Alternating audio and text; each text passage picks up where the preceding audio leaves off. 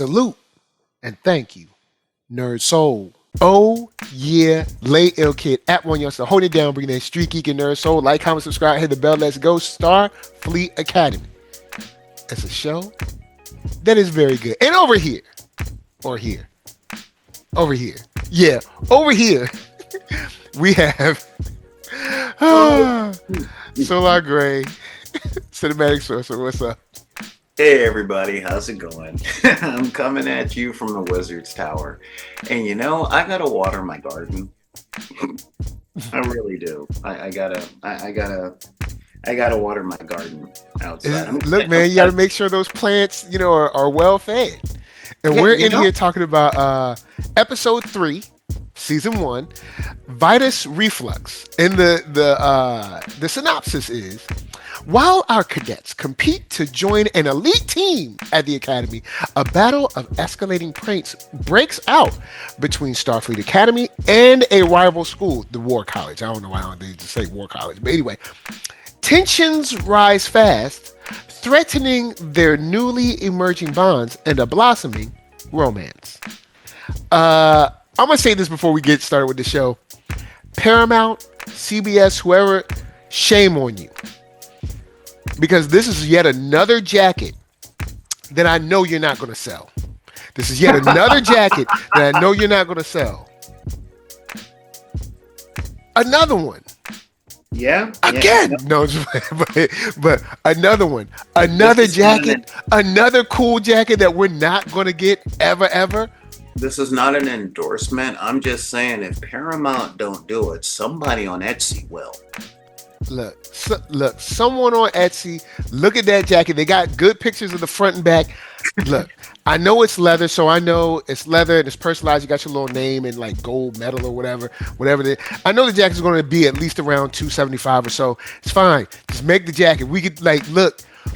Come on, man. Like, where is Sea Dream Leather at this time? Is Sea Dream even out anymore? Where are they at? I'm the last where person. Are all my Aesvarex people at? I am the last person on Earth to have the conversation about fashion. Man, those because we never got any of the cool jackets that they made in the J.J. Abrams films. And I know people, whether they like those or not, but those jackets were cool. And then we didn't get any of the cool jackets from Discovery. And now this is going to be another jacket that we're not going to get. Well, if we talk to the cosplay community, they might have a hookup or two. It is true. You know what? You're in LA. Ride down by Fit'em real quick and see if you can just get somebody to get to work on it real quick. Well, it looks like the leather. It looks like the leather starts around here and goes down the sleeves, and then there's woolish fabric. I would say that one of our number one viewers, you know who you are, may leave something in the comments on this one because. Oh, okay, cool. Yeah, but the Star Trek community as a whole. Oh yeah, they know. Yeah, they know they know how to make these costumes. Definitely. So I'll throw it to you first. We got the Vitus Reflux. How are you feeling about this episode? It was a little hard for me. Hard for me for 2 reasons. Okay. One, I didn't have a clique when I was in college. Oh, okay. I was lone wolf rides alone because I was 3 years younger than everyone else. Mm-hmm. And second, I hate unsolicited pranks. Okay. I got you. Yeah, because let's face it, we come from the culture that'll clown you for everything. But look. Look at him over there wearing headphones. It's like, look at him walking. Like everyone. He's just trying to hear. Oh, look. Plimbus minding his business. Yeah, look at him over there. When we went to school, either you were too tall, you were too short, you were too fat, you were too skinny, you were too muscly, you were too unmuscly. Yeah, I said unmuscly. You had big ears, you had little ears, you had a big nose, you had a little nose, you had little lips, you had big lips, you had big teeth, you had little teeth. Whatever you have, there's going to be something for somebody to make. Look at his fingernails. It's just over there being fingernails. They're going to make fun of you. And there's going to be a group of people that, Yeah, exactly. And one of the things I push, especially when I'm teaching younger people how to game and how to interact with their peers, is you can chirp, play the dozens, talk your crap, be snarky, as long as the person on the receiving end feels loved and or respected first. Okay? If you open up with pranking and talking crap and all that stuff, you might end up on the wrong end of a fire. Yeah, you know. Because I remember when the prank happened and they got the first prank when they all got transported to like or beamed to different places. They were like half naked. Well, Caleb was super naked, and like I'm gonna be honest. That's prank for the ladies. Oh yeah, that was a little prank for the ladies. But anyway, like so, I could see myself at that age going to the dean and saying, "Okay, it's got around, so I know you know what happened. You got to go talk to the War College guy. Talk to him now, because I'm gonna keep it real with you. And I was this way then. I'm kind of this way now. You can fix it, or I can fix it." Now, if I fix it, you're probably going to want to expel some people. So it's probably best you go over there to the War College people and get it to stop. Because if I get started, I'm stopping when I say it's over. And I don't think you want that. I don't think you want that. Exactly. It's like, there was a few pranks and there's a few bullies. And Dean, do you read the Bible, Dean? I was thinking, Ezekiel 25:17. 25:17? What's that? The path of the righteous man is to be set on all sides. And but yeah, and that was definitely one of those. Although, shouts out to the captain, because the captain's like, it's prank stuff. It's not gonna get that serious. Okay, fine, I'll talk to him. All right, kids, if y'all gonna prank. Yeah, because when she went and talked to the war guy, she was like, okay, look, there's nothing wrong with kids going back and forth. But now you're putting your thumb on the scale. Yeah, you're escalating. And I'm trying, Ringo. I'm trying real hard to be the shepherd. And man. Oh, empathy. What is this empathy? Life comes at them from all sides. These kids grew up on the streets that you're afraid to walk down at night. Yeah, it's like just because you know how bad life can get. Just because someone isn't yelling hoorah all the time doesn't mean that they don't. Okay, because I grew up around, of course, I'm pretty sure you had it in your school as well. You have like the JROTC and the ROTC kids and stuff. And I've seen them with all of their training and all of their, their haughtiness. I've seen them broken down just like anyone else. The only difference is they had a couple of their semi-military class kids with them to also get beat up. So it's like, look, I know y'all the War College, but don't let that because that girl, the Vulcan girl. Let me make sure she was Vulcan, because I don't want to put this on Vulcan people. She's a Romulan. Okay, the Romulan girl. All right, look. Let me tell you this. All right, I ain't even there, and she was about to get on my nerves. All right, I wasn't even there, and I was like, look, you're laughing a little too hard. Reel it in. Reel it all the way in. But I also like this episode because we see Caleb holding what's his name at? Darren. Yeah, Darren. I was like, wow, okay. I did not expect. I expected him. Even he was like, yo, I was expecting you to be down with me. He was like, look, man, look. You're being stupid. I'm gonna be on toilet duty forever. Forever, ever? Forever, ever. Yes, it's like, look, I only have locked in to start. Like, I only got 3 more weeks till I get out. Okay, and you trying to get another 5 years on my sentence? Yeah, like I just wanna finish these hours so I can be done. Yeah. Because even if he decides to stay, I'm pretty sure not doing menial labor would be great. Because I'm pretty sure the menial labor is either it's the dirty jobs or it's the monotonous jobs like this. We talked about you see these 5 file cabinets? I want you to take all of the files out of all of these file cabinets across campus and put them in that other file cabinet over there. Okay, well, can't we just transfer it? No, you need to take it by hand. Okay. And then when you finish that, they'll be like, you know what? I think we should take those ones and put them all the way in that one. So, we have no idea what wheelbarrow. Oh, he's just he's taking the whole cabinet. Oh, you can't take the cabinet. Oh no, we need the cabinet. You got the cabinet has to stay. Like, oh man. But so that was cool. I also liked them figuring out the captain's chair. I like that. It was a nice way to dive into a little bit of backstory for Genesis and for Darum, and how they both came up in a similar way, but just sort of different outlooks on what excellence is. Yeah. With that whole scene, so I know when we talked about Discovery, it took Namek 2 seasons to grow on me. It's gonna take Darum a lot longer. Because I'm like, wow. I think I saw you at Walgreens in the feminine hygiene section.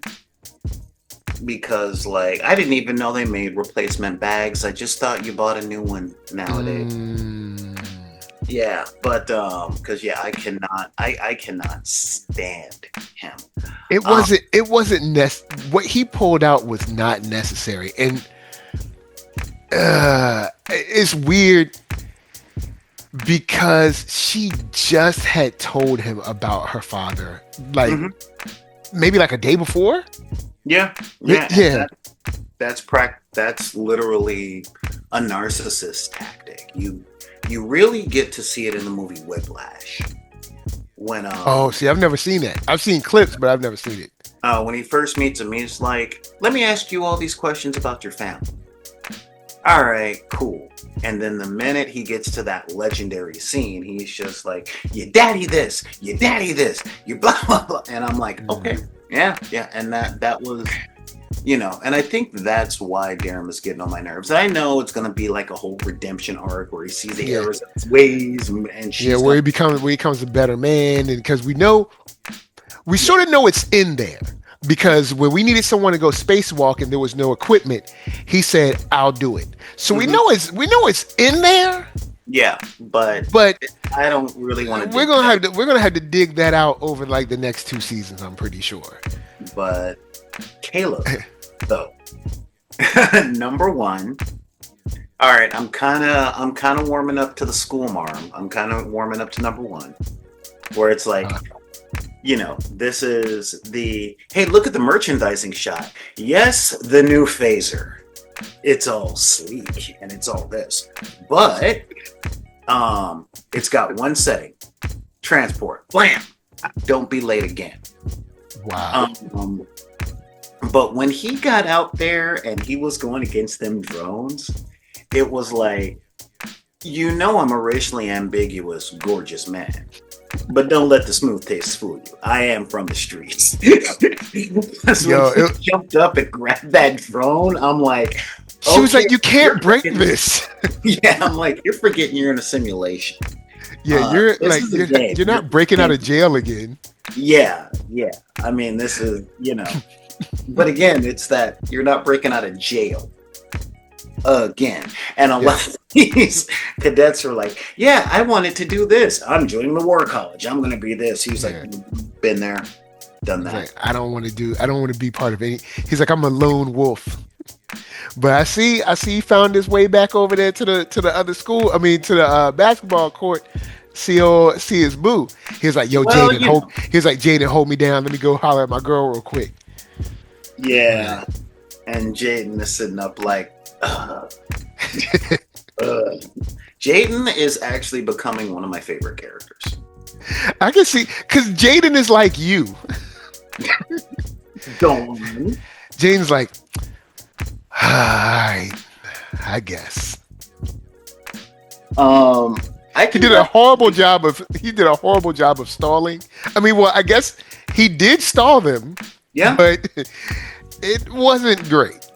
Well, it was supposed to be, but I can see a lot of myself in Jaden. Yeah, but every group of friends has that one friend that's like, I don't exactly like y'all, but I don't really feel like making any new friends, but this is stupid. You're what I got. Like this. All right, you guys are being stupid. That is what you are being. Or the general vibe of the whole class, or the classes we know, like the students we know, kind of coming together. Because we, at least I assume, this is going to be our crew when they graduate. And then, at least in my mind, we see these kids graduate, or we see these sort of young adults graduate, and then the next show is them on their own ship. But we never know. Why not? But we kind of got 2 extended seasons of Grownish, so okay. But yeah, it was, I'm liking that Caleb is like, look, I know what situation I'm in, and I'm gonna play this game for a little bit. Y'all didn't tell me that y'all are part of this game. Okay, y'all are part of this game. I'm not gonna let you get me into too much trouble. But what I really liked was when the captain was like, look, this is a prank war. This is this. There's really nothing I can do to stop it. So I'm going to help you win. But we're going to win the Starfleet way, not the War College way. Oh, what? You got something to say? Hold the plant. Say it. I'm like, oh my God, I need like a garage full of those things. But when we got to the climax and they went straight Ocean's 11. Okay.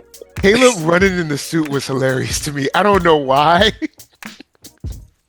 Because I like that, it was well written in the fact that it showed everyone's strength.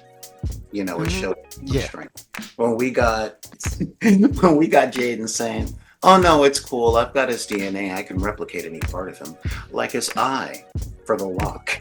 And I'm like, "You're dangerous. You are seriously." Like, hold up, you can do that? It's like, yeah. Because I was wondering. I was like, when I saw Darum hugging the War College guy, I'm thinking, okay, I guess he's picking his pocket or something, maybe. Oh, but he was doing way worse than that. But way worse. Taking his DNA. See, one of the things I always try and instruct people on, because we grew up in the 80s and 90s, and in that time it was all about who's the strongest, who's the most BA, who's this. And I'm like, there are 4 people in this world that you don't mess with. Okay, 4 people. My mom taught me 3. The people who cook your food, you leave them alone. Yeah. The people who do your hair, you leave them alone. Yeah. Okay. And the people who fix your stuff, you leave them alone. Yeah. Okay. The 4th, anybody in the medical field, any doctor or nurse, they will harm you if they go against that. And even if you're not in a hospital now, you never know what your future will hold. Oh, that's if you're being considerate. Okay. I'm gonna put some of y'all young guys on game. All right. If you have the chance, date a nurse. Okay. I don't know. Oh man. At at least from what I know about hospitals around here in Richmond, there's a lot of relationizing going on, and I don't know if she might be out there. That's all I'm saying. She might be out there.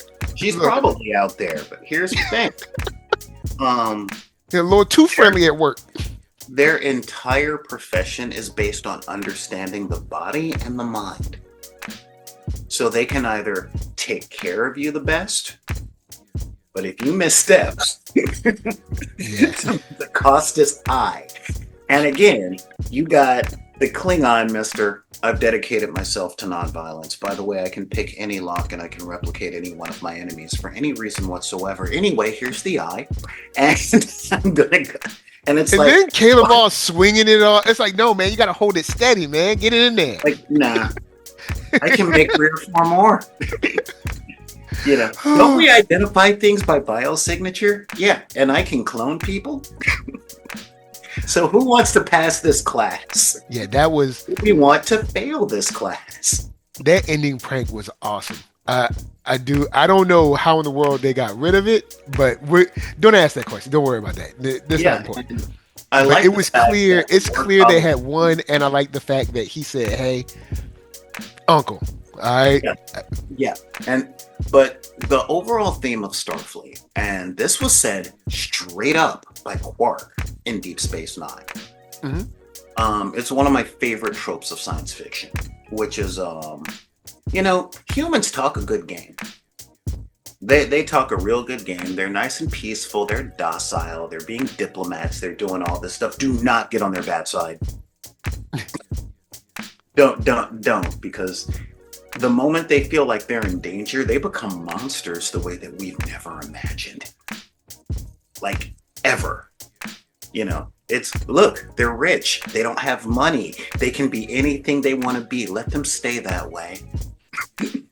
Because if we step on that, this was a prank, but they straight up went Swamp Thing and Poison Ivy on that other school. And this was the recommendation of the captain. The nudging. It's not a recommendation per se. She instructed them on how to freaking grow the stuff. She let them know how to deal with the plants. She never said what to do. She just let them know, hey, these are how the plants grow. This is how they can grow fast. That's, This is where they can put them. This is why they're annoying. And I'm sure that thing was like, feed me, Seymour. Right? Because these were just hyper fast growing plants that mocked them. They could have been carnivorous. True. They could have been poisonous. Like, there's a lot of different things they could have done. And in truth, that's the type of stuff that scares me in characters. I'm doing this for fun. When they're like, look, at the beginning, when they did the whole teleportation prank, I'm like, okay, that was a good prank. Why are they singling out our main characters? Because, no, seriously, because if they had done that to the main characters, cool, and then done it to like 4 other random cadets, and if they were the pranksters of the whole school, and but they're only singling them out. Yeah, and it's like, no, we're here for you. And it's like, what do we do? Oh, we just don't like you. I'm like, you know what? That's a bad call. I also think it's because in the beginning of the episode, we get they're like in the gym. Oh, and shouts out to the R2D2-ish, 3PO-ish kind of trainer. Oh man, can you upload different voices in it? Could you put like the voice of Sergeant Slaughter in there? Maybe even an inspirational voice like Optimus Prime, make you feel like you can lift anything. Like just. I was thinking more Morgan Freeman. Or you can just have robots run around and do your training for you. It's actually not bad. I'm not against that. But I think when Caleb beat the guy up the rope, I think that set it off. I think that's what set it off. I think they were like, oh, kind of like this who do you think you are kind of thing. Yeah. And matter of fact, we always talk about lessons in our movie reviews. Here's a lesson here. Sometimes you just operating normally, and at least normally for you, and letting your light shine as you should will make people upset. Not because you did anything to them at all. You were just being yourself. Mm-hmm. You ain't even got no idea. Like I said one time before about another show, there's probably someone right now. Whoever you are watching this show, listening to this podcast, there's someone right now that is mad at you, and you have no idea. You ain't got no idea. You're like, what?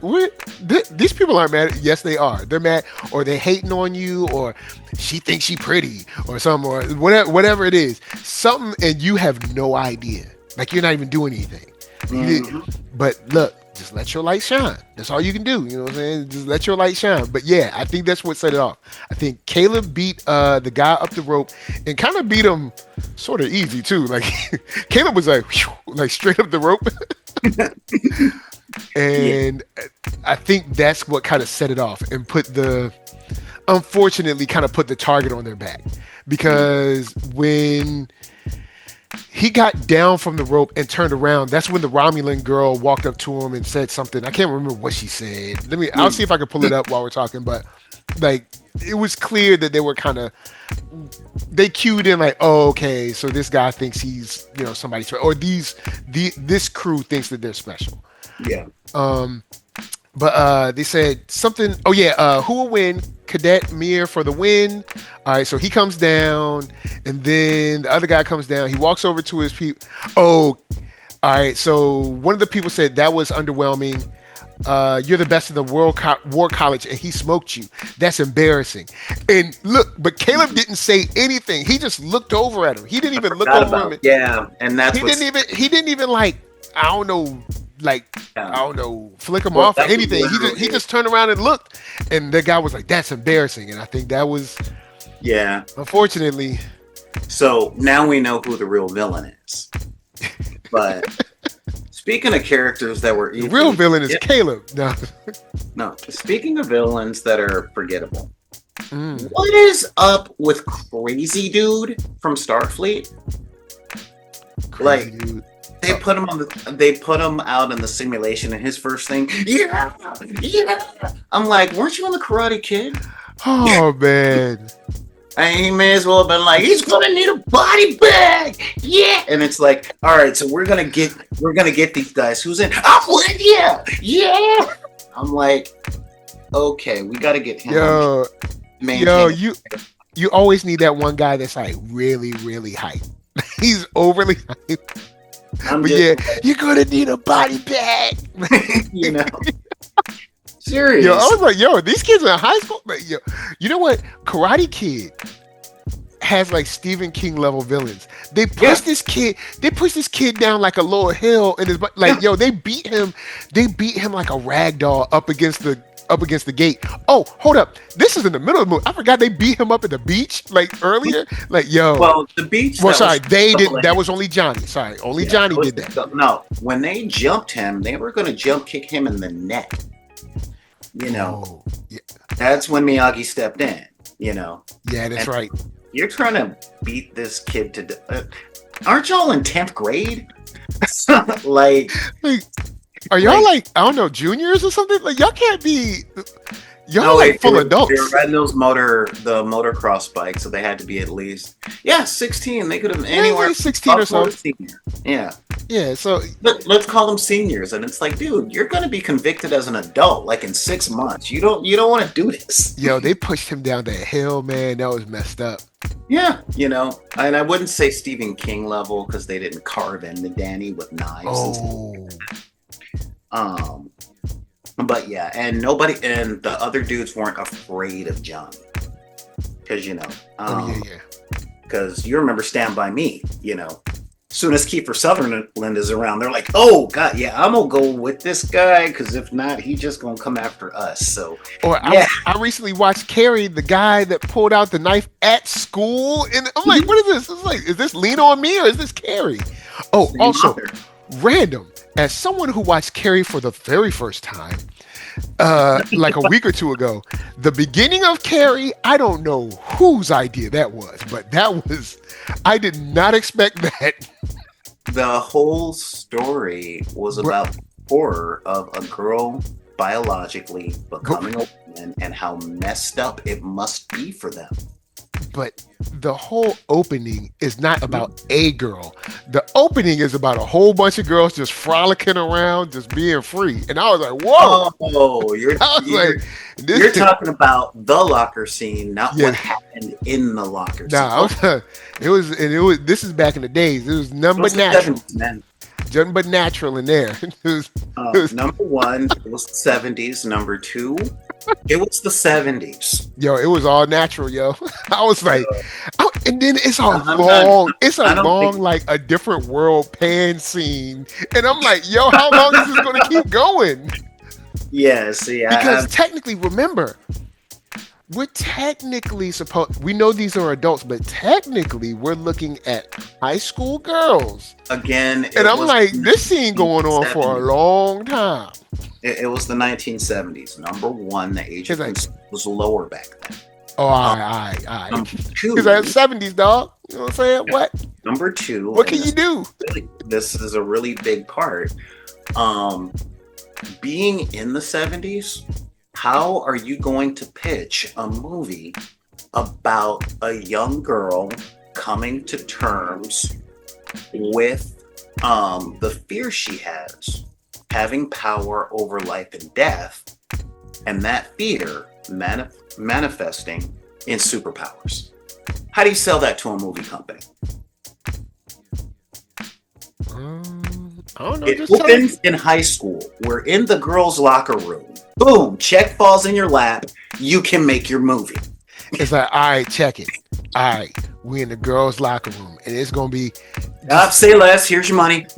Yeah, that's what it was in the 70s. And I'm like, okay. When they opened up the movie, they smacking her in the head because she missed the ball and everything. I was like, okay, cool. They're going back to the showers. No big deal. You assume that there's gonna be kind of like her walking in there, maybe open up the locker, and then when she closes the locker, they'll be in the hallway in the school or something. That kind of like smash cut kind of thing. And then I was like, what? I was like, this scene is going on for a long time, and there's a whole bunch of natural all around. Well, the natural sold the scene to the people paying for it, but the important part of that scene was how devastatingly cruel they were to her in an isolated environment. Because everything they did in that locker room, even if they'd been fully dressed, they couldn't have done that stuff in the hallway, in the burger joint, in public. They had to isolate her. Well, then also they go out and tell everybody in the school about it. Like, it's, man, that was wild. But anyway, I got some thoughts. I did a data dump blog on it. I'm a write a blog. I did a data dump on it of my thoughts. But yeah, I know this is your show, but we're here to talk about Star Trek. So anyway, but if you want if you want to do a podcast about your journey into Stephen King, I'm down. Yeah, I'm still kind of like a guy. I watched all three versions of not The Stand. It? Not It. Skeleton Crew? The Vampires. Salem's Lot. Salem's Lot. So I watched all three versions of Salem's Lot. So I'm trying to catch up. But anyway, back to Star Trek. That's a lot of catching up, man. We'll talk. We'll talk. But if the commenters actually want to see us talk about Stephen King, you just gotta leave a comment down there after you like this video and subscribe. Ha! Got out the way. Let us know. I do this more on your stuff than I do even on mine. Just let us know, and I will watch. I will try to watch everything I can, and then we'll come back and compare notes. I'm kind of catching up. I watched Christine and all that stuff. But anyway, Star Trek. Yeah. I want you talk about the captain, because you said something offline about the captain that I actually enjoyed about her walkability, her walk score. I mean, this is the first Starfleet captain that we have ever had whose bones are only solid for like an hour a day. Outside of, if she gets close to a chair or a couch, or she's like, oh, so yeah, number one, you need to have a staff meeting. Yeah, no, they're just, this is just what they do. That's all right. It's like her feet are phobic of the ground. I must relax. I know there's a. I can't make decisions when my body goes completely limp, and all I have is my mind. And you know what? I was thinking, man, what is up with this cat? And then I remembered, she's 526 years old. Yo, man, look, gotta take it easy. Yeah, you know what? What's the phrases or the phrases never stand when you can sit and never sit when you can lay down? Is that it? So yes. So there you go. You know, she's like, hey, look, let me go and get a little relaxation, drink a little tea. You know, my respect for my elders, especially considering the time and the place I grew up, is if you make it to 80, you good. You're gonna get a lot of grace. Okay, might not get a lot of presents, but you'll get a lot of grace. If you make it past 100, you can do anything you want. I don't care. You're 100 years old. You have forgotten more about it. You correct my history books. Yeah, because you were there. Yeah, you'd be like, yeah, but I was living in Ohio at this time, so they're leaving out some very crucial parts. Yeah, exactly. Yeah. I mean, but this comes from the fact that I was raised by a woman who died at 93 years old. So when she talked about sharecropping, I listened. When she talked about the Great Migration, I listened. When she talked about Jim Crow, I listened. Yeah, because like she was there. Yeah, they were there. And it wasn't that long ago. Like I've said many times, my mother, Lisa's mother, they were there here in Virginia. Mm-hmm. And the first schools that were integrated, I think they said they were in high school, or I think they were just starting high school or whatever, and they were integrating into those schools. So this idea that like, oh, it's so long ago, we can just all forget about it. No. There are and people once again, that can tell Wells Fargo just got caught redlining again in like 2018. So this, you can look it up yourself. They had to pay another fine for redlining again. So, also for giving different interest rates to black people as opposed to white people with the same credit scores and all that stuff. They just got caught doing that like 7 or so years ago. So this idea that's like, oh, it's forever. No, it's forever back then, and it's still happening today. 2018? It's like it was forever ago and also yesterday. So it's been happening for forever. Yeah. So when we get a captain that's, essentially, we get a captain that's Yoda with a Southern accent, Huh. And okay. I just love Holly Hunter because, remember some of Yoda's last words, which was in the last scene with Luke in the movie that counted, for 800 years have I trained Jedi. My own counsel will I keep on who's to be trained. And, yep, forever sleep. Earned it, I have. So it's like, yeah, you know what? I'm the headmaster of the school. I'm the captain of a ship. I'm gonna sprawl out a little bit because I'm also a tiny woman. So even if I'm sprawling out, she's not that tiny, is she? I mean, she. Well, I guess, yeah, she is. She's like 5'1", 111 pounds. I mean, Holly Hunter is tiny. Oh, she is. Yeah, she's itty bitty. I'm just thinking that other people are really tall, and she's just like, oh, okay, wow, 5'1". Yeah, she's smaller than Captain Michael by like an inch. Wow, she's itty bitty. She's tiny, small but mighty. And everything she's done, even Man of Steel, or even we have the. What is it? We have the Trinity of school moms too. We have her. She's the main school mom. Then school mom number 2, the one that wants to like yell at everybody. And then school mom number 3, that's like too cool for school, but she also teaches in the school. So no, that ain't school mom. That's school auntie. Oh, all right. And us finding out about their relationship, which I was like, huh. I don't see it, but I guess it works. I don't see. Maybe this is a real opposites attracting thing because it doesn't seem. Your vibe doesn't seem. It seems like someone like you would upset someone like her. but But you then never it's know. like, you know what? Somebody like you might calm her down. And somebody like her might actually remind you that you have an appointment you got to keep. You know, Oh man. it's not opposites attract. It's traits that complement each other. Okay. But I was like, that's interesting. I was like, okay, well, I mean, hey, I guess it works. Yeah. Going out for what is it, French Klingon fusion? Yeah. Yeah. Also, to all of you brand new restaurateurs out there, or whatever y'all want to call yourselves, can we just have regular food? Can y'all stop trying to fuse everything? I get it. That's the new wave. But sometimes, brother just wants some chicken. You know what I'm saying? I don't need all the garland and all that. Look, you don't need to fuse nothing with me.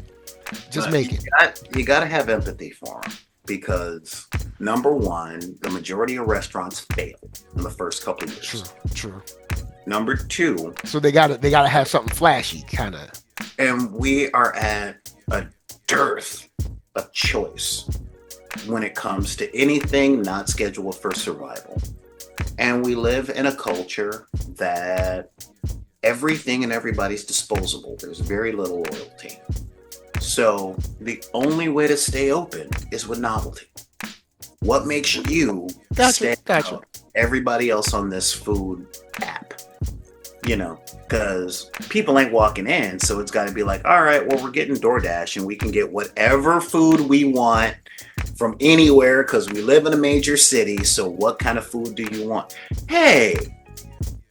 Yeah, because if you're not in a small town where you're like, I am the pizza spot, or I'm one of the two pizza spots. Exactly. You know, then you're looking at Peruvian Mongolian fusion. I'm sorry, because, you know, I've never had that before. It might be good. Wow, something new. All right. Something else I can bench and say is terrible. Oh, man. You know, so yeah, I got to have empathy for them. I mean, all right, okay. Not to mention, and I was thinking about this a lot because of the stuff I do with games. Mm-hmm. It's hard to be a creator nowadays. It really is, and I mean, creator anything. You know this. I got you. People want what they've always known, but better than they've always known. But better than they can romanticize what they've always known, but not too much better, because then they start to feel bad about themselves. So it's like, because I was thinking about this with food, you know, because I be cooking, all right? I be cooking. And true that. And when she was alive, you came over and you had dinner, so you know my mom was cooking, and that's where I get it, you know. But when I cook for people, there's this thing, and I see it a lot with cooking challenge shows. And yes, this relates to Star Trek. Let me cook. We're gonna get there. Don't y'all let them roll. What I see people want is they don't want something that's good per se. They want something that meets their expectations that they've become married to. So, I mean, let's be real. I love soul food. I really do. I grew up on it. Like I said, I was raised by a woman that was born in 1892. All right? So, collard greens, mac and cheese, cornbread, neck bones. Man, I just had some collard greens with turkey legs on Sunday. Last Sunday, I was coming out of church. I was at church. Shouts out to Alexis. Alexis, you probably ain't never gonna see it, but if you girl, whoo, you know, them greens was right on time. I ain't gonna lie to you. Hey, look, hey, them greens. Yeah. I'm gonna have to call her. I need a whole crock pot of that. And you know, there's this white boy that keeps showing up on my Instagram. He know what he doing, and every single Southern cook that watches him doing his prep, they're like, "Oh, I bet he ain't eat." Oh. Where'd you steal this from? I'm coming over. Where'd you steal this from? Because we know how Paula Deen got through. So how you get yours? This is a 19-year-old dude full of tattoos in Kentucky, and he knows what he's doing. He been sneaking in kitchens. I don't trust it. Sneaking in kitchens? Nah. He was probably brought up by the block's auntie. Makes sense. Makes sense. So that ain't sneaking. That's if you're gonna be in my kitchen, you're gonna do something. Cut up them greens. Cut up them greens. Wash them greens. Wash them again. It better not be no dirt in them. Better not be no dirt and no bugs in them greens. Wash them again. Matter of fact, wash them one more time. But auntie, wash them one more time. That's how you cut them greens. So you cutting them wrong. Exactly. But yeah, he's a food guy. But like I said, I grew up with all that stuff. I know that whole thing. But when I cook for my people in the neighborhood, I cook stuff they ain't never seen before. Like, I remember my cousin was like, I ain't never had like a light potato salad. And I'm like, there's 100 types of potato salad, not just the kind that we grew up with that you can spread and sprinkle with paprika. Okay. And I ain't saying there ain't nothing wrong. There's something wrong with it. I love potato salad, but I love 11 kinds of potato salad. So I'm like, you know what? I'm gonna put some green beans here. I'm gonna do this, and it's gonna be putting no raisins in it. Cause I'm looking at you. I see y'all out there with the raisins. Stop it. You know what? Not in the spreadable. And when I say spreadable, y'all know what I'm talking about. All right, y'all know. All right, when the you're real. Now, when you're serving is this. All right. Now here go your serving when they hit you with the you get like that full turn. Yeah, no, you ain't lying. And when you was little, you had that plate. You was at the cookout. You was like, yeah. But that's the whole thing. It's like, when we have expectations about what something is supposed to do, what something is supposed to be, and we get married to that, we close the door to everything else something good can be. Take Star Trek, for example. Okay. A lot of people look at Star Trek and they're like, they're on a ship, they got lasers, they should be fighting. And it's like, no, that's Star Wars. Star Trek has always been, fighting is going to be the last resort. We're going to talk our way out of this. Especially when it was solidified in the 90s that no, we're going to talk our way out of this because we're monsters. We are terrible. And we're going to talk, even if we have to fight, after we fight, we're going to circle around and have like a debrief about like why we had to fight. Because we got to, it's perfect. It's like training in martial arts. I'm not expecting you to go out and just fight everybody everywhere you go, but you got it just in case. Just in case somebody acts stupid. Say you out there and you're looking at a planet and you're just like, oh, this is great. They got, selenium or something in their atmosphere or whatever. And then Romulans show up. Then you can be like, oh, okay, now I have to pull out the tool bag for the martial arts. But I don't need them all the time. Or say you go to a planet and maybe it's not people that are crazy. Maybe there's some big old monsters and stuff and they want to eat you. Then you got your phasers. You can phase them. Maybe you might need a little something bigger, but you know what I mean. I mean, it really was put out there where it's like, look, man, we just want everybody to get along and all that stuff. But this big old ship full of peaceful people. Yeah, we got something in the docking bay. Yeah, see, it's called the Defiant. And it's a little ship. It's a little ship, but I don't know. Our scientists are a little wacky, so they put a couple of planet-destroying cannons on it. If they ever shoot it, it'll explode. But they wanted to see if they could. So, we just don't make us pull out the suicide bomber. Yeah, we don't want to have to shoot like one drop of red matter into your ship. Like we don't want to have to do that. All we want to do is just ride around looking at space flowers and stuff and quasars or something. I don't know. We have instant space teleportation because of some fungus that we found. Oh, and by the way, our ship's alive. So, so you want to be friends? I would love to have you as a friend. Or if I can't have you as a friend, I'd rather have you as nothing at all. But you don't want to be my enemy. Yeah. It's like, we understand if y'all want to be over there, do your thing. Cool, I get it. Yeah. But, sometimes we got to be like, hey, you're encroaching on Federation space. Yeah, and we were doing experiments with antimatter and dark matter, and we have a timer on it for about 5 seconds because if it goes further than that, it might collapse the star system. Like I said, our scientists, they're a little wacky. They're all about coulda. So the rest of us in Starfleet, we're about shoulda. We let them explore, but then we go, yeah, that's nice. We're just going to put this in the archive. We're going to put this Why in the don't you archives destroy and we're it? never ever going to touch it again. Yeah, and it's like, well, why don't you destroy it if you're so good? See, here's the thing. If we do destroy it, then whoever made it will probably make something worse. But if they know we're holding on to it and it's being watched by top men, then they won't try and iterate. Yeah. And then also some stuff, it's like they made it and it can't be destroyed. Like, or if we do destroy it, it then becomes destructive. Like we actually can't destroy it. We just have to put it in a box and put it away in whatever kind of huge warehouse they have full of Star Trek unused crazy stuff. Being watched by top men and Michelle Yeoh.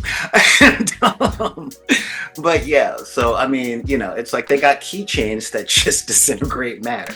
So just get a little bit of keychain and you don't exist anymore. For all we know, it kills your ghost. And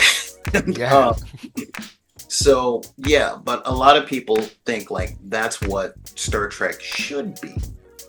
And because, they got the weapons, why don't they use it? And it's like, okay, well, there's that aspect. Some people like hey, let's explore strange new worlds, like they were talking about in the 60s.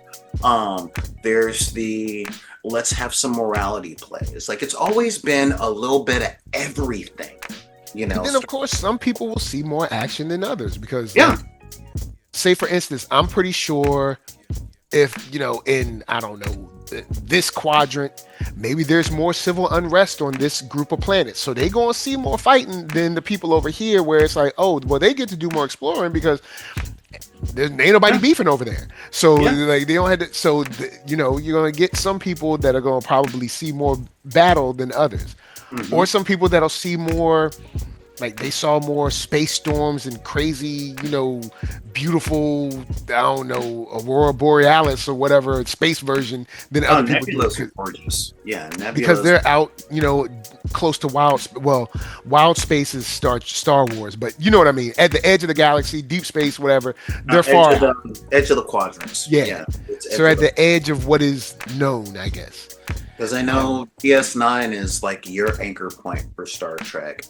And that was way out by the Alpha Quadrant. Like, that was the border. And what was beyond the border? Space gods. But then you got Voyager. I gotta watch it again. I forgot what happened when it was the Dominion that came through that little portal or whatever, right? Yes, it was the Dominion, and they brought the Jem'Hadar. Okay. And but then you got Voyager that's at the edge of the Beta Quadrant, and they're coming across species 839 and it's like, I thought the Borg was a problem, but the Borg are running from these guys, and so I mean, there's a lot of stuff out there, and that's part of exploring, exploring. Or like, you're exploring, like you said, the Borg, and you roll up on the Borg, and you're like, oh. We didn't know we were going to have to fight today, but we do. Yeah. And or we have to run today. Yeah. And for my next impression. So there's Star Trek is kind of like a little of everything, sort of. It's to a been certain degree. A little bit for everybody. But generally, they want to just like study stuff and explore stuff. Generally. Well, those are the shows that we've been getting, is the thing. Yeah. Because part of Star Trek is a military. That's why they showed us the War College. Yeah. Where it's like, hey, guess what? Yeah, we're made for fighting. Because honestly, someone's gonna have to protect you while you're out there. Like, oh, look at these beautiful flowers. I just want to explore the fauna. Well, someone's gonna have to protect you when the lion of this planet rolls up on you. You can't just be bouncing around some space jungle and think that the space snakes ain't gonna want to eat you. See, I want to see more about the whole War College thing, and I hope they explore that more in the show, because the explorers of Starfleet Academy are going to the War College. And again, a lot like the Doctor in Discovery, it's like, I want to explore the universe because I'm tired of fighting. I want to see what's out there. Gotcha. Just because again, it goes right back to the quiet kid. Just because I don't think I can't. Yeah. And that's always been Starfleet. That has been a solid. So yeah, you got that. You got that in there too. Yeah. The kind of like person just wants some peace, or like I say, I see it as a function of like, yeah, you're the dedication and the discipline it takes to be some kind of like, you know, archaeologist or whatever the gist is or whatever, you know, to do all this studying and stuff in the beakers and the, you know, taking samples. You don't have time to learn karate and kung fu and jujitsu and, you know, skeet shooting so you can have your target practice down. You don't have all that. So you need to take the person with you. So while you can get your samples, if something hop off, they can be like, all right, cool, I got you. At least that's how I see it. You know, you get the one person, like, you got the guys, y'all go explore, but we got guns on this ship just in case. Like, no, that just in case while y'all exploring, the, you know, like the ice monster comes out and wants to eat all of us. Then, you know, I have the, you know, the phaser bazooka or whatever, and everybody's fine. I've got that thing on me. Yes. Oh man. So anyway, I guess I'll throw it. Last thing I want to cover on this episode is there. It seems like we're alluding to like a larger power for, what is this girl's name? I cannot remember her name. She is the ambassador girl. Genesis? Oh, the ambassador. Okay, yeah. Tarima, sorry. Yeah, Tarima. Tarima Wu-Tang, ambassador to love plot. Yeah. No, they keep alluding to like some larger power. I'm wondering if we're going to end up having her being instrumental in finding Mom. But absolutely. They already kind of set that up because every time they talk, it's like, you know, we got a past. Like, and even in this episode, she's like, yeah, you see, you feel a certain way about me and I don't feel that way about you. And you know what? I gotta say, I really like that. I really like that she broke it down like that. Like, now see, I don't know, is she lying or is she not lying? Like, I wonder, because it seemed like she was being for real, but then her little neck thing started tripping. I look at it as a half truth. You feel this way about me, I don't feel that way about you. I ain't rolling like that. And you think barking at me is gonna make me feel a certain way, and I don't see that happening. Truth. Possibly not correct. Because it's like, I don't feel that way about you, and you barking at me ain't gonna make it that way. But this is TV. And they're two attractive people. So barking at her is probably gonna make her go that way. Because it's TV. But the thing I appreciated was that it was put out there so blunt. It's like, I know how you feel about me and I don't return it. So stop. You know. Spielberg. That Spielberg is something else. Oh boy. People will actually be honest. I'm hoping this makes him ease back a little bit. Maybe this will get him to ease back and we'll get an episode or two where he's not cheesing in her face. That's another thing. Look, I'm gonna tell y'all, fellas out there, go where you appreciate it, man. She said she don't feel the same. Step off, bruh. All right. You got a whole school. Nah, I ain't saying go try. All right. But I'm saying you have a whole school of young ladies and young, I don't know, other Klingon ladies or something, whatever you like. They probably out there. All right. Just get out of her face for a little bit. You know what I'm saying? She says she want to be on her own. Let her be on her own, man. You know what I'm saying? Let her free. Yeah. All right. Anyway, the resource you will ever have is your time. It's the only thing you can never get back. You'll always be able to make a little more money, You'll always be able to make another friend, but you will not. Now, granted, the friend and the romantic interest that you want, or that you make, might not be the ones you want at first, but you will never get your time back. True that. True that. Spend it wisely. Like me, I don't know. It's maybe because I'm an old man now, and I'm that unk/grandpa thing, and I'm like, oh, not wanted here. Cool. Thank you for letting me know. Because there's not enough hours in the day for me to work a full-time job and waste my time being somewhere that I'm not welcome. So I'm a good point. Over here. Yeah. I mean that's just this is that old man wisdom. Hang on. I ain't got the time to really, I'm just, so I don't have the time. I'm not going to get the time back. I don't have any time to do it. But all right, cool. I'll throw it. And watching Star Trek, Yes. So I'll throw it to you. Final thoughts, and where can they find you? Final thoughts. This episode was not what I was expecting.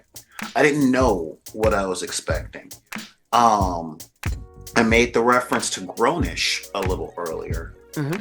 And it's interesting that we have a coming to adulthood Star Trek show. Not coming of age, but really coming into adult.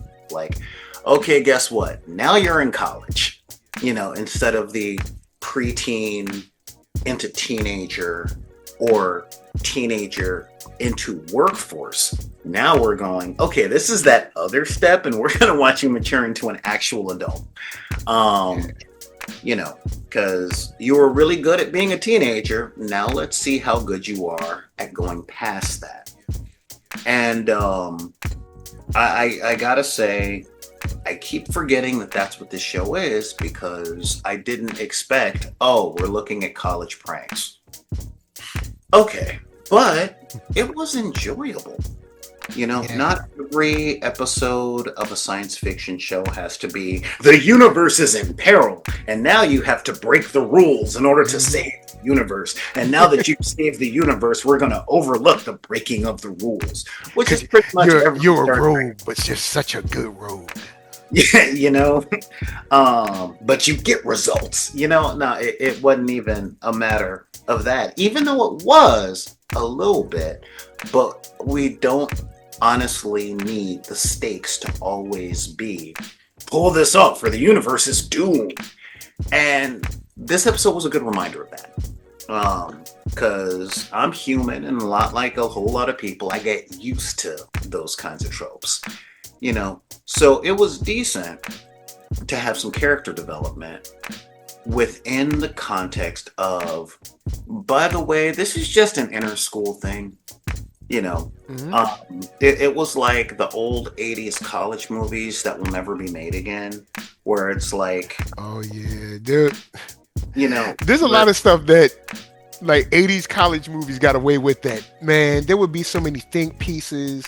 Well, it's not even people be talking about how wrong the director, and how, and then anyone castigating anyone who actually paid to see the movie. I'm not talking about like the what's acceptable and what isn't level of college coming of age movies. Okay, but more the no one cares about the story too much. I mean, they care, but they don't $18 movie ticket, $30 snack care. And also, can't nobody afford to go to college now anyway. Well, the people making the movies are still paying off college, so they're not going to make a whole lot of movies about that experience. Yeah. And they want to forget about it. So this was a good reminder of, sometimes things just happen in an enclosed environment. I mean, they call it what? A bottleneck episode, or a vault episode or something when they do an episode. But this whole show is like, this is happening at the Academy, not in the universe at large. Yeah. Not out there in the stars. Like, even. And I think they're. Oh, go ahead. Yeah, like even Deep Space Nine, that was, this is the space station, but this is how the space station affects the rest of the galaxy. This is like, no, we're just looking at the school. That's it. And I had to, this episode was a really nice reminder of that. Like, we got an inspection coming, and these two and these two cliques are pulling pranks on each other. You know, we have to nip this before the inspector gets here, or else there's going to be a mountain of paperwork. And I was like, you know, that's kind of cool. But this is also making me think that the next episode is going to be flash, bang, explosion, more Paul Giamatti, and a whole lot of people getting killed next episode. So we'll see how that goes. I haven't seen any trailers for the new one, so. Okay, cool. All right, I see where you're coming from, but anyway, yeah, let them know where they can find you. Oh yeah, you guys can find me on my YouTube channel. If you guys have been watching for a while, you see that I'm in my living room and not in the studio in the Wizard's Tower because I've been rebuilding it for a little while, but really been kind of difficult with 12-hour day job days. So, but hopefully in the next week or so, I'll be back to the live streaming at twitch.tv/BID_P. And leave my videos at Solar Gray or Bid Blurred. You can find either one. And look forward to seeing you guys there. And I love answering questions and interacting with people. And that's not ironic. You know, just don't ask questions you don't want answers to, because I will answer them at length with a lot of words, especially for people that like and subscribe. Yeah. This was up. Final thoughts for me. This episode, once again, reminds me of like my favorite parts of teaching. My favorite parts of teaching when you're sharing ideas, whether they're either giving them to you or you're giving them to them or you're discussing them with someone who's actually interested, not someone who's there to like fight you on it. They're not there. They're actually trying to figure something out, or discuss something, or really trying to solve a problem. And they're not there just to argue. That when your student gets the light bulb, or when the student's like, "Hey, something that you told me, I used that, and I added this, and I got this," and it's like, "Oh, that's the awesome thing." So. Once again, just watching, I'm like, man, they're showing all the great parts of like teaching, and I kind of want to. No, I'm not. I'm sorry, Chesterfield Public Schools. I'm sorry, Henrico Public Schools. I'm sorry, Richmond Public Schools. No. I have some friends that work there in the administration and teaching, whatever. No. I don't know, man. I don't know if I can. Like, part of me is like, I really want to go get back in the classroom, and another part is like, no. It's a lot of energy, because you indirectly become like a second dad to like 100 kids or something like that, and there's a lot of energy you have to put into it. Like, I'm sure you've been in or someone watching this. You've been in a situation where you might have been around 4, 5, 10, whatever kids, and you're like, "Hey, son, your shoe's untied. Go and tie your shoe." Then you get a blank look, and you ask, "Do you know how to tie your shoe?" And of course, you're looking at a young boy who's 9 or 10 years old, and you're thinking to yourself, "You should definitely know this." And then when you realize he doesn't, then you ask, "Hold on, does anyone in here know how to tie their shoes?" And then you realize no one does. And now you're like, okay, I know we had a lesson plan, but no, now we have to go to life lesson plan. Like, you guys have to know how to tie your shoes. You just do. Like, okay, all right, hold on. All right, let's stop everything. And okay, let's start talking about tying our shoes. Because you can't just walk around with your shoestrings just flying all over the place. And you just can't do that here. Same thing with, being a coach.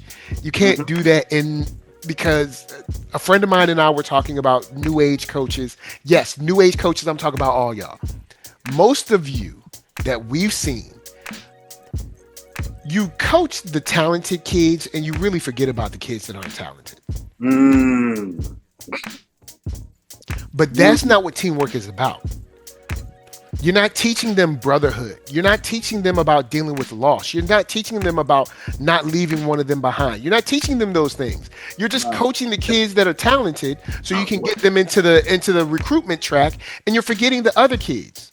No, what you're teaching them is you only exist if you're the best. Thank you. Oh man. And so it's a lot of energy. Anyone who's out there teaching, it's a lot of energy to now become the mom or the dad to 60 more kids, especially if you already have kids at home. You know what I mean? It's not easy, and I've already been there once, and that energy it's a lot, because you go home wishing you could just fix their situation, and you can't. And then you get kind of this, I'm sure there's a therapeutic descriptor for it, but you get this kind of like guilt about not being able to fix their situation. Like, you can't fix their dad. You can't fix their mom. You just can't. And the 2 hours today that you are with them has nothing to do with the countless hours they're at home. So and then you feel even more, I don't know, you feel even worse because you're like the cool, safe place at school, but you know where they're going. It's tough. Yeah. So I say all that to say, this show shows me all of like the great parts of teaching, where I'm like, man, teaching is really fun, man. When the kid gets it, and then you're like, cool, now you know how to fly, go fly. Like that's the dope part. But you're like, yeah. But then, but with that said, we do have some other shows coming up. Of course, He-Man trailer dropped, Darth Maul trailer dropped,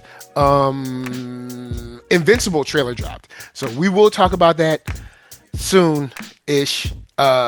Probably later today, but maybe tomorrow for you guys. But anyway, the bottom line is NERD, SOUL, Facebook, Instagram, Twitter, TikTok, podcast, all that jazz. Until the next time that you have to make sure that your fertilizer spray is completely full and ready to be sprayed. We're just saying, peace. See you guys. We out.